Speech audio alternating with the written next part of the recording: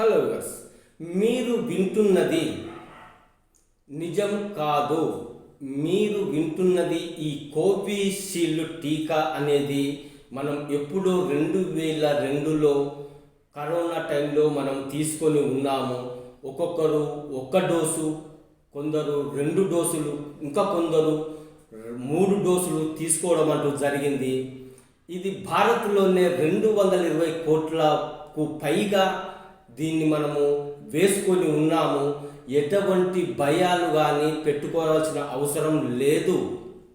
ఎందుకంటే ఈ టీకా తీసుకున్న 48 గంటల లోపైన 40 రోజుల లోపైన దాని ప్రభావం అనేది వ్యక్తి మీద చూపించడం జరుగుతుంది. అప్పుడే దాని ప్రభావాన్ని చూపిస్తేనే మనకు దానివల్ల ఇబ్బందికరం అని మనం గ్రహించుకోవాల్సిన అవసరం ఉన్నది. కానీ ఈ 2 సంవత్సరాలు గడిచిన టైంలో ఎటువంటి ఇబ్బంది ఉండదు. అనవసరమైన భయాలు పెట్టుకోకూడదు.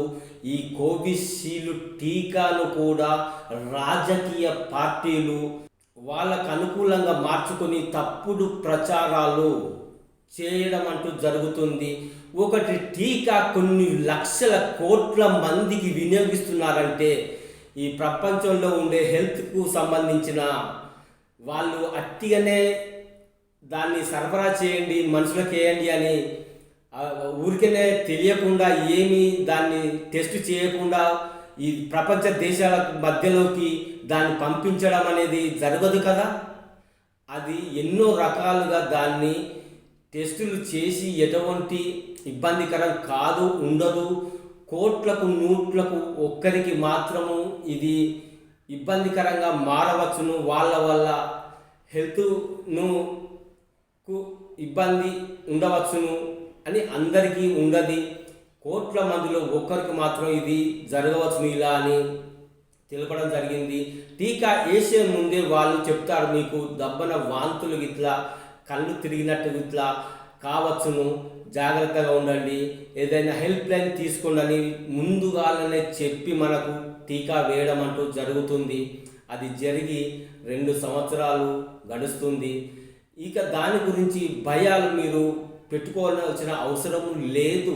ప్రపంచంలో ఎక్కడో ఒక కథ జరిగింది. అది ఆమె కోర్టుకు వెళ్ళడం జరిగింది. తన భర్తను నేను ఈ టీకా వల్లనే పోగొట్టుకోవడం అంటూ జరిగిందని ఆమె దావా వేయడం జరిగింది. అది ఈ కోవిషీల్డ్కు సంబంధించిన సంస్థ కూడా ఆమెకు నష్టపరిహారాన్ని కూడా ఇవ్వడానికి కూడా సిద్ధంగా ఉన్నది. మన ఇండియాలో కూడా ఇలాంటి కేసులు గతంలో జరిగితే కూడా వాటిని కూడా పిలపాల్సిందిగా ఆ సంస్థ చెప్పడం అంటూ జరిగింది. ఖచ్చితంగా నష్టపరిహారాన్ని మేము భరిస్తూ ఇవ్వడం అంటూ జరుగుతుందని ఆ సంస్థ పేర్కోవడం జరిగింది. ఇది రాజకీయ పార్టీలు ప్రజలను భయభ్రాంతులకు గురి చేయడానికి ఇది ఒక అస్త్రంగా వినియోగిస్తున్నారు. దాన్ని మీరు అపార్థం చేసుకొని అనవసరమైన భయాలు మీరు పెట్టుకోవాల్సిన అవసరం లేదు. ఆ కరోనా టైంలో కూడా ఒంటరి జీవితాన్ని అనుభవించవలసి వస్తుందేమో అనే ఒక భయము, ఒక మెదట్లో ఉండే ఒక భయాన్ని మరణించడం జరిగింది. నిజానికి అది మనల్ని ఏమీ చెయ్యలేదు. ఒక పీలగా ఉన్న అంటే సరైన ఆరోగ్యం సరిగ్గా లేని వాళ్ళకు మాత్రమే అది అటాక్ చేయడం అంటూ జరిగింది. కానీ ఒక భయభ్రాంతులకు మనిషి గురి కావలసి వచ్చి తనకు ఆలోచనలు నాకేమవుతుంది ఏమీ కాదు అనే ఆలోచన, బలమైన ఆలోచన లేక అనవసరమైన భయాలను కూడగట్టుకొని మనుషులు చనిపోయారు. కానీ దీనివల్ల ఎటువంటి ఎఫెక్ట్ అనేది లేదు. ఇది ఖచ్చితంగా మీరు తెలుసుకోవాల్సిన అవసరం ఉన్నది. ఎవరికైనా అనుమానం ఉంటే డాక్టర్ల సలహా మేరకు మీరు సంప్రదించాల్సిన అవసరం కూడా ఉంటుంది. సంప్రదించండి. కానీ అనవసరమైన భయాలు మన గుండెల్లో మనం నింపుకోవడం కరెక్ట్ కాదు. అది మనల్ని ఏమీ చెయ్యదు.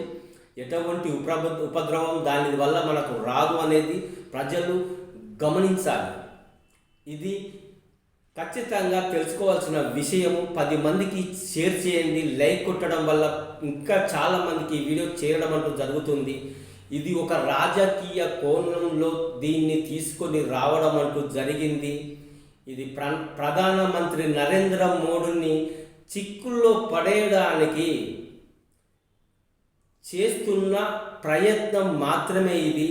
దీనివల్ల ఎవరు భయపడకండి. ఓకే.